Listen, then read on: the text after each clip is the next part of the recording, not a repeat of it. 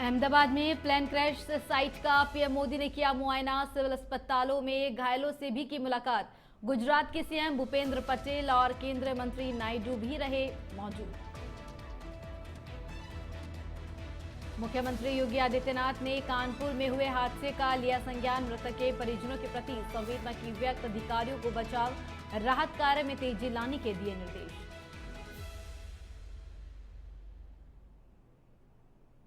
बुलंदशहर में युवक की चाकू घोंपकर हत्या। बीच बचाव में आए युवक पर भी किया वार। बच्चों के विवाद को लेकर चल रही थी रंजिश।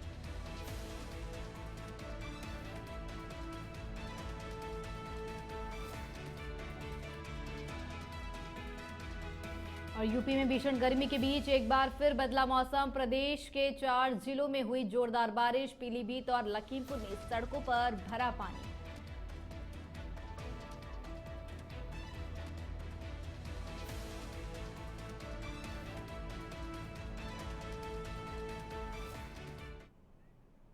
वंदे भारतम नेशन 27 देख रहे हैं आप। मैं हूं आपके साथ ऋतुश्री पथरिया। खबरों की शुरुआत करते हैं। नोएडा के सेक्टर 12 में उस वक्त हड़कंप मच गया जब एक मकान में युवक की गोली मारकर हत्या कर दी गई। घटना शहर के सबसे व्यस्त और रिहायशी इलाके में हुई। मृतक की पहचान बुलंदशहर निवासी ओमपाल सिंह के रूप में हुई है। जानकारी के अनुसार सेक्टर 12 स्थित मकान में किराए के कमरे में साफ सफाई के दौरान 3 दोस्तों में कहासुनी हो गई। इसी दौरान एक दोस्त की गोली मारकर हत्या कर दी गई। फिलहाल पुलिस पूरे मामले की जांच पड़ताल में जुट गई है।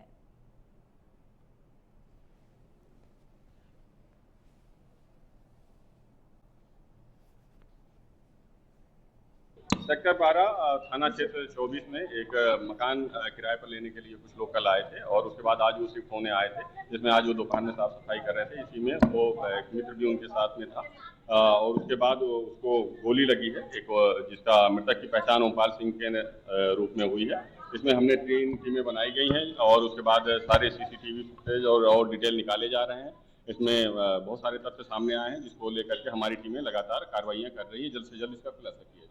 खबर नोएडा से है, जहां नोएडा सेक्टर 12 से एक दिल दहलाने वाली घटना सामने आई है।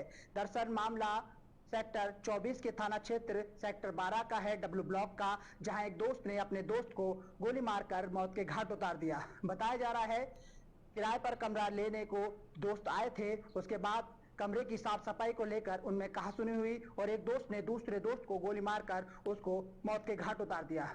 हालांकि अगर पुलिस की बात करें तो पुलिस जो है वो मौके पर पहुंची है और जो मृतक है उसके शव को पोस्टमार्टम के लिए भेज दिया है और पुलिस का वही कहना है कि जो आरोपी है उसकी तलाश जारी है। वहीं अगर बात करें मृतक की, तो मृतक की पहचान बुलंदशहर निवासी ओमपाल के रूप में हुई है और आपको बता दें पुलिस जो है वो उसे ढूंढ रही है आरोपी को और पुलिस का साफ तौर से कहना है जो आरोपी है उसकी तलाश जारी है और उसे गिरफ्तार करने के बाद जो कानूनी कार्रवाई होगी वो की जाएगी। देश भर में प्रेम त्रिकोण के कारण हो रही खौफनाक वारदातों के बीच अमेठी में एक अलग तरह का मामला सामने आया है। यहां पत्नी को उसके प्रेमी के साथ देखने के बाद पति ने दोनों की शादी कराने का फैसला किया। उसकी पत्नी अपने माता पिता के साथ तिलोई तहसील पहुंची और प्रेमी संग अधिवक्ता की मौजूदगी में नोटरी मैरिज कर ली। जामू के पूरे बाल गोविंद तिवारी मजरे दरियाव गांव निवासी सत्तई की शादी 13 साल पहले कुटमारा गांव की सीमा से हुई थी। निसंतान दंपति के बीच अभी तक सब ठीक चल रहा था। 2 दिन पहले सत्तई ने अपनी पत्नी को पड़ोसी गांव खुदाई का पूर्वा निवासी शिवानंद के साथ घूमते देखा। घटना के बाद सत्तई ने असंयमता का परिचय देते हुए जामू थाने पहुंचा और थानाध्यक्ष विनोद कुमार सिंह से अपनी पत्नी की शादी शिवानंद से कराने की बात कही। थानाध्यक्ष ने उसे कानूनी जानकारी देकर वापस भेज दिया। सत्तई थाने से अपने घर पहुंचा और इस संबंध में ससुर से बात की। इसके बाद थाने में लिखित सहमति देकर पत्नी को मायके भेज दिया।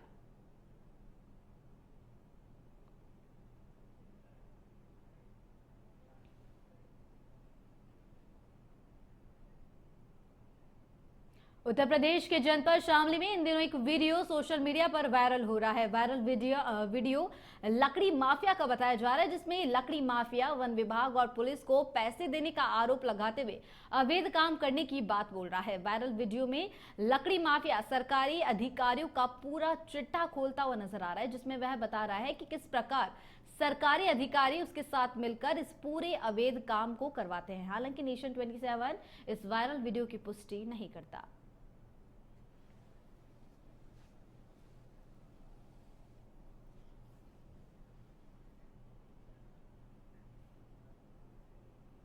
खबर सिद्धार्थनगर से है, जहां स्वास्थ्य विभाग में काफी लापरवाही देखने को मिल रही है। जहां सरकार लाखों रुपए स्वास्थ्य विभाग की व्यवस्था को लेकर खर्च कर रही है, जहां वार्ड बॉय, डॉक्टर और फार्मासिस्ट की तैनाती के बाद भी नया प्राथमिक स्वास्थ्य केंद्र कोहडोरा कठौतिया में ताला लटकता दिखाई दे रहा है। स्वास्थ्य मंत्री ब्रिजेश पाठक के लाखों कोशिशों के बाद भी अस्पताल की स्थिति वैसी की वैसी है। जो मरीजों को सही स्वास्थ्य सुविधाएं मिलनी चाहिए, वहां ताला लटकता दिखाई दे रहा है। स्वास्थ्य विभाग की ऐसी लापरवाही कब तक चलेगी? अब ऐसे अस्पतालों का मुख्य चिकित्सा अधिकारी कब तक निरीक्षण करेंगे या लाखों रुपए वेतन पाकर घर पर एसी रूम में बैठकर आराम करेंगे? मरीजों ने बताया कि वार्ड बॉय के माध्यम से दवा मिल रही है, डॉक्टर और फार्मासिस्ट गायब है।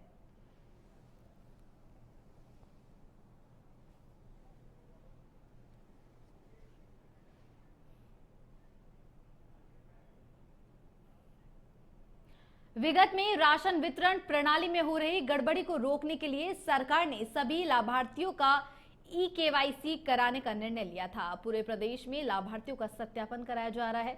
सत्यापन के मामले में गोरखपुर उत्तर प्रदेश में पहले पायदान पर यहां 92% लाभार्थियों का सत्यापन हो चुका है, जबकि आधार सीडिंग 100% हो चुकी है। यही नहीं, गोरखपुर में अंगूठे के अलावा आंखों के स्कैनर के माध्यम से लाभार्थियों की पहचान सुनिश्चित करने की योजना चलाई जा रही है। इसके लिए सभी कोटा दुकानदारों को ईपीओएस मशीन के साथ आइरिस मशीन भी उपलब्ध कराई गई है।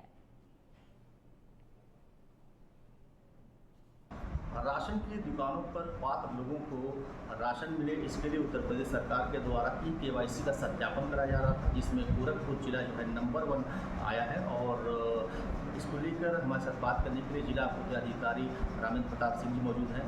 सर, गोरखपुर जो है प्रथम स्थान हासिल किया ई-केवाईसी में, तो पहले तो आपको बहुत बहुत बधाई। धन्यवाद। सर, इतना बड़ा अचीवमेंट कैसे आपने किया? ये देखिए, अचीवमेंट जो है एक सम्मिलित प्रयास होता है और ये पूरी टीम का जो है योगदान होता है इसमें। और इसमें पूरे प्रशासन का, हमारे जो है डीएम सर का, हमारे जितने भी प्रशासन के सभी ग्राउंड लेवल तक के जितने कर्मचारी हैं, सबका इसमें एक सम्मिलित प्रयास है। इसके अलावा पब्लिक का भी बहुत सहयोग रहा है वो हमारे साथ, और जनता ने बड़े ही उत्साह के साथ ई-केवाईसी को करने में जो है रुचि दिखाई है, जिसका परिणाम है कि आज हम लोग यूपी में सर्वाधिक ई-केवाईसी करने वाले जिले में अग्रणी हैं। सर, ई-केवाईसी हो जाने से जैसे 92% अभी अचीव कर लिया आपने, 8% बाकी है, तो सर जो सही पात्र व्यक्ति है उस तक तो राशन पहुँचेगा, और ई-केवाईसी हो जाने से जो गड़बड़ियाँ होती है उस पर कितना कुछ कर पाएगा? बिल्कुल, ई-केवाईसी गड़बड़ियों को रोकने की ही एक जो है इंस्ट्रूमेंट है। ई-केवाईसी के माध्यम से हम जो भी हमारे पास डेटाबेस में जो भी लाभार्थी हैं, हम उनका रीवेरिफिकेशन करा रहे हैं। और अगर कोई भी व्यक्ति मृतक है या अपात्र है या वो विस्थापित हो गया है, तो ऐसे लोगों का चिन्हांकन करना आसान हो जाता है। और ऐसी स्थिति में हम जो है उनकी जगह जो पात्र व्यक्ति जिन्होंने आवेदन कर रखा है, हम उनको इसमें सम्मिलित कर लेते हैं, क्योंकि ये एक सतत चलने वाली प्रक्रिया है, तो ये लगातार चलती है। गोरखपुर से नेशन 27 के लिए जफर खान। बुलंदशहर में पुराने रंजिश के चलते 28 वर्षीय शादाब की चाकू घोंपकर हत्या कर दी गई। मृतक के सीने में आरोपियों ने ताबड़तोड़ वार किए।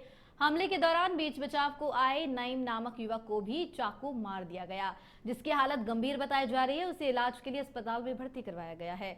घटना खुर्जा कोतवाली क्षेत्र के मोहल्ला खीरखानी की है।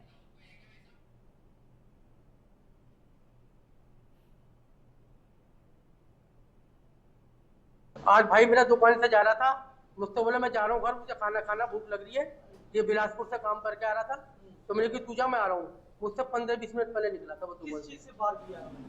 ये धारदार छुरी से बाहर करा है, और छुरी जो दी है 1 लाख का लड़का सलीम मोबाइल की दुकान, उसने छुरी दी है, और मुस्तफा बीच बचाव कर रहा था। फिर भी थाना खुर्जा नगर के खीरखानी मोहल्ले में 2 पक्षों के बीच बच्चों के लड़ाई झगड़े को लेकर आपस में विवाद हुआ। विवाद के दौरान एक पक्ष द्वारा दूसरे पक्ष के विरुद्ध धारदार हथियार से हमला किया गया। इसमें 2 व्यक्ति घायल हो गए। दोनों को नजदीकी हॉस्पिटल में भर्ती कराया गया। इलाज के दौरान एक व्यक्ति की मृत्यु हो गई और दूसरा व्यक्ति जो घायल है वो सही हालत में है और खतरे से बाहर है। इस संबंध में 2 नामजद और 2 अज्ञात के विरुद्ध तहरीर प्राप्त हुई है, जिसके आधार पर मुकदमा पंजीकृत किया जा रहा है। इसमें एक नामजद व्यक्ति को हिरासत में लिया गया है, जिससे पूछताछ की।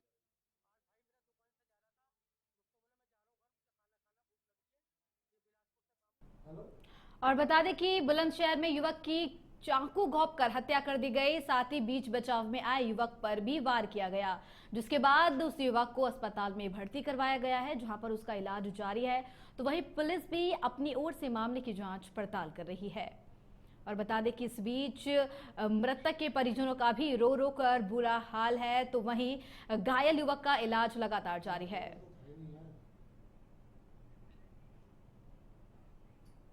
पीलीभीत में माध्यमिक शिक्षा विभाग की ओर से हाई स्कूल और इंटरमीडिएट परीक्षा वर्ष 2025 के मेधावी छात्र छात्राओं का सम्मान समारोह का आयोजन किया गया। समारोह बरखेड़ा विधायक स्वामी प्रवक्तानंद और जिलाधिकारी ज्ञानेंद्र सिंह जो है कार्यक्रम में शामिल रहे। इस दौरान विधायक बरखेड़ा ने कहा कि आज लोक भवन कार्यालय लखनऊ से मुख्यमंत्री की ओर से प्रदेश के मेधावी छात्र छात्राओं जो यूपी के टॉपर सूची में अंक प्राप्त जिन्होंने किया है, उन्हें सम्मानित किया गया, जिन्हें 1 लाख रुपए का चेक, प्रशस्ति पत्र, गोल्ड मेडल और एक टैबलेट वितरित किए गए।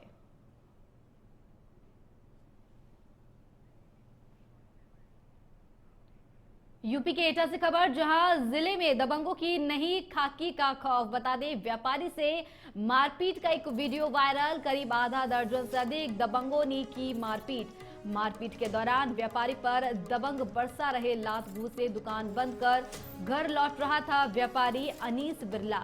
रेलवे रोड के सुदीप पुस्तक भंडार के पास का है मामला। मिर्जापुर में आदि शक्ति माता विंध्यवासिनी का पहली बार नोटों से श्रृंगार किया गया। इस मौके पर माता रानी का भव्य पूजन अर्चन भी किया गया और प्रसाद का भी वितरण किया गया। साथ ही यहां मौजूद भक्तों ने अपने साथी के जन्मदिन के अवसर पर पूजन अर्चन कर यादगार बनाया। तो वहीं विद्या धाम में मां विंध्यवासिनी देवी का श्रृंगार नोटों से किया गया। मां के धाम में पहुंचे भक्त मनमोहक श्रृंगार देख अभिभूत हो गए। एक दो नहीं, सैकड़ों नोटों से बनी माला का प्रयोग श्रृंगार में किया गया।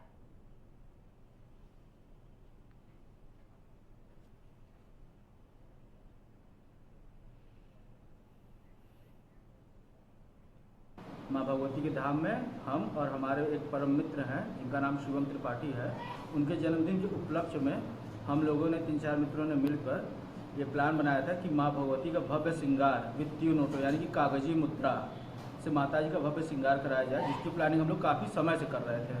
अपने पास से जुटाया गया और उसको धीरे धीरे करेंसी के रूप में बदलते हुए उसका एक बढ़िया माला, भव्य माला बनवाया गया, जिसमें 100 के नोटों का माला था, 100 का नोटों का माला है, 50 के नोटों का माला है, 20 के नोटों। अमेठी से खबर, अमेठी में चोरी की बड़ी वारदात। ज्वेलरी देखते देखते 4 लाख की चैन उड़ा ले गए चोर। सीसीटीवी में कैद हुई चोरी की वारदात। पीड़ित दुकानदार ने थाने में दी तहरीर। पुलिस मामले की कर रही जांच पड़ताल।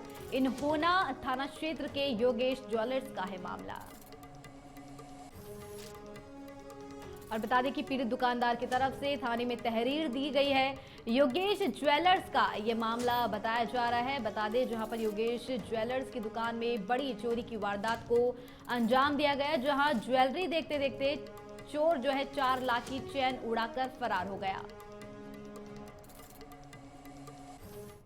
मथुरा से खबर, जहां महावन तहसील में हो रहे भ्रष्टाचार और बिजली पानी की समस्याओं को लेकर किसान यूनियन और स्थानीय महिलाओं ने धरना दिया। लेखपालों पर अवैध वसूली करने के गंभीर आरोप लगाए। एसडीएम और तहसीलदार ने जल्द से जल्द समस्याओं के निस्तारण का भी आश्वासन दिया।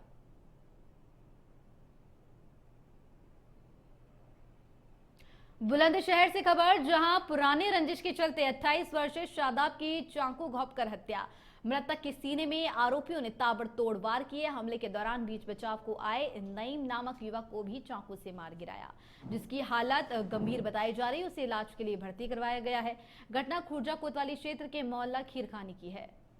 नगर जिले के हाटा नगरपालिका क्षेत्र में अब सभी वार्डों के नागरिकों को हाउस टैक्स देना होगा। शासन के निर्देश अनुसार यह टैक्स 3 श्रेणियों में लगाया गया है, जिसमें सबसे न्यूनतम दर वाला टैक्स हाटा नगर में लागू किया गया है। नगर अध्यक्ष रामानंद सिंह ने बताया कि यह कदम शासन के नियमों का पालन करते हुए उठाया गया है, जिससे आम जनता पर अधिक भार न पड़े। हालांकि इस टैक्स से आम जनता खुश नहीं नजर आ रही है।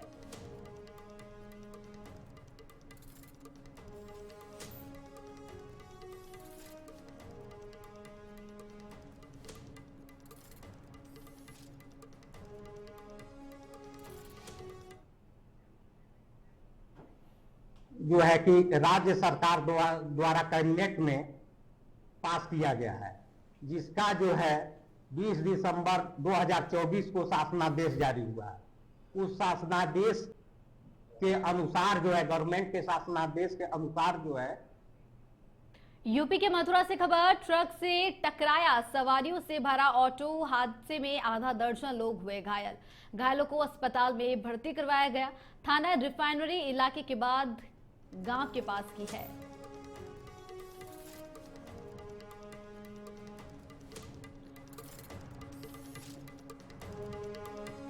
उत्तर प्रदेश के अमरोहा में के मंडी धनोरा स्थित सामुदायिक स्वास्थ्य केंद्र में गुरुवार को एक विवाद सामने आया। विश्व हिंदू परिषद बजरंग दल के कार्यकर्ता अंकित अपनी मां का एक्सरे कराने अस्पताल आया था।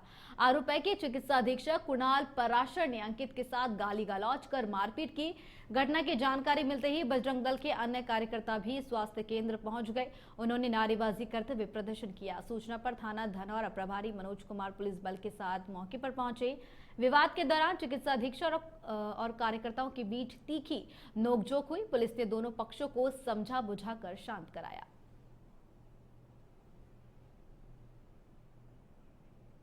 मुजफ्फरनगर से खबर, दुकानदार को उधार के पैसे मांगना पड़ा भारी। उधार का सामान ले जाने वालों ने दुकानदार पर किया हमला। दुकानदार सहित परिवार के अन्य लोगों को भी पीटा। दुकान पर बैठे दुकानदार पर 3 से 4 लोगों ने किया हमला। लाठी डंडे और मुक्केबाजी करते हुए की मारपीट का वीडियो सोशल मीडिया पर हो रहा वायरल।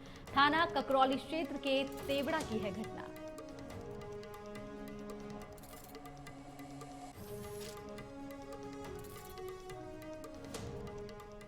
मुख्यमंत्री पुष्कर सिंह धामी ने मुख्यमंत्री आवास में वरिष्ठ अधिकारियों के साथ बैठक के दौरान गुजरात के अहमदाबाद में हुए विमान हादसे पर गहरा शोक व्यक्त किया। उन्होंने हादसे में जान गंवाने वाले लोगों को श्रद्धांजलि दी और 2 मिनट का मौन रखकर दिवंगत आत्माओं की शांति के लिए प्रार्थना की। मुख्यमंत्री ने कहा कि यह हादसा देश ही नहीं बल्कि पूरे विश्व के लिए अत्यंत दुखद और पीड़ादायक है। उन्होंने शोकाकुल परिजनों के प्रति अपनी गहरी संवेदना व्यक्त की। मुख्यमंत्री ने कहा कि इस दुख की घड़ी में उत्तराखंड सरकार मृतकों के परिवारों के साथ खड़ी है और उनकी पीड़ा में भागीदार है। सरोवर नगरी नैनीताल और उसके आसपास मौसम का मिजाज बिगड़ने से जनजीवन अस्त व्यस्त हो गया। सुबह से ही आसमान में घने बादल मंडरा रहे हैं, जिसके चलते तेज हवाओं और बिजली की गरजने के साथ ही मूसलाधार बारिश शुरू हो गई है। इधर नालों के बंद हो जाने से सारा बारिश का पानी सड़कों पर नदी बनकर बह रहा है। बारिश से कई लोगों के घरों में पानी भर गया। सुबह से ही कोहरा छाया हुआ था, जिससे आमने सामने कुछ दिखाई नहीं दे रहा है। फिलहाल सभी को बारिश के रुकने का इंतजार है ताकि सभी अपनी रोजमर्रा का जीवन शुरू कर सके।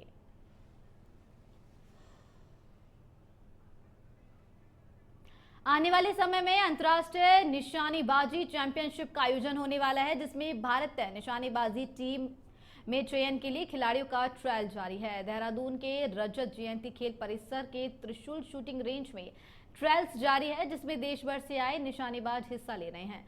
इस बीच भारतीय शूटिंग टीम के कोच दीपक दुबे ने कहा कि पूरे भारत से कुल 2600 खिलाड़ियों ने ट्रायल्स में हिस्सा लिया है, जिनमें ज्यादातर खिलाड़ी महाराष्ट्र, पंजाब और राजस्थान से। उत्तराखंड से 40 खिलाड़ियों ने ट्रायल्स में हिस्सा लिया। खिलाड़ियों का उत्तराखंड आना अपने आप में एक सौगात है। पहली बात, मैं पूरे उत्तराखंड को इस चीज़ की बधाई देता हूँ कि पहली बार वर्ल्ड कप के लिए जो होने वाला है अभी इंडिया में, और कजाकिस्तान में जो वर्ल्ड चैंपियनशिप एशियन चैंपियनशिप होने वाली है, उसके लिए सिलेक्शन ट्रायल हो रहा है। और ये जो रेंज बनी है तो ये उत्तराखंड के लिए मैं कहूँगा कि वरदान साबित होगा कि जो शूटर्स यहाँ पे तैयार होंगे, आगे खेलेंगे। वैसे पूरे इंडिया से 2600 खिलाड़ी यहाँ पे आए हुए हैं। इसमें से ज़्यादा खिलाड़ी महाराष्ट्र, राजस्थान, पंजाब, यूपी यहाँ के। प्रेरणा सीमा जागरण मंच ने अन्य समूहों के साथ मिलकर राजधानी देहरादून के गढ़ी कैंट के ब्लूमिंग बर्ड्स स्कूल में बच्चों के लिए 5 दिनों का विशेष शिविर का आयोजन किया, जिसके अंतिम दिन उत्तराखंड बाल आयोग के अध्यक्ष डॉक्टर गीता खन्ना मुख्य अतिथि के रूप में शामिल हुई। इस दौरान बच्चों को सेल्फ डिफेंस के अलावा साइबर सुरक्षा और आंतरिक सुरक्षा के साथ ही कई महत्वपूर्ण मुद्दों पर जानकारी दी गई। इस दौरान डॉक्टर गीता खन्ना ने कहा कि शिविर में बच्चों को जीवन कौशल और योग की भी जानकारी दी गई। जो वंचित समाज समर कैंप के लिए पैसे खर्च नहीं कर सकता, उनके लिए ऐसे निःशुल्क शिविर स्वागत योग्य है।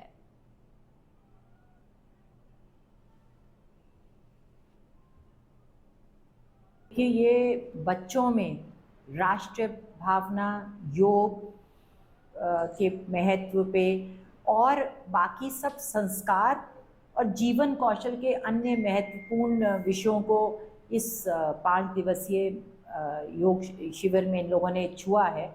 और मैं बहुत ही सराहनीय और सुंदर ये आयोजन है, क्योंकि हम सभी बच्चों को समर कैंप में भेजने का, और समर कैंप्स में मोटी फीस होती है, तो सभी बच्चे तो समर कैंप्स में जा भी नहीं पाते।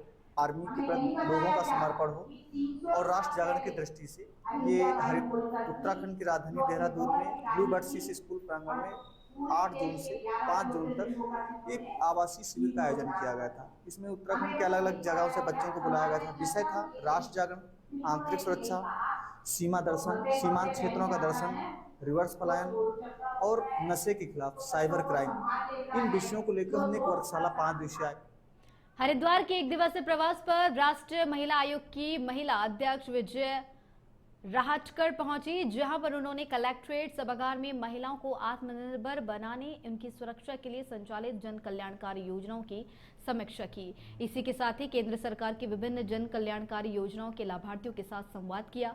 समीक्षा बैठक के दौरान उन्होंने कहा कि आज महिलाएं हर क्षेत्र में कार्य करते हुए अपने परिवार को आत्मनिर्भर बनाने के साथ ही उत्तराखंड का नाम रोशन कर रही है।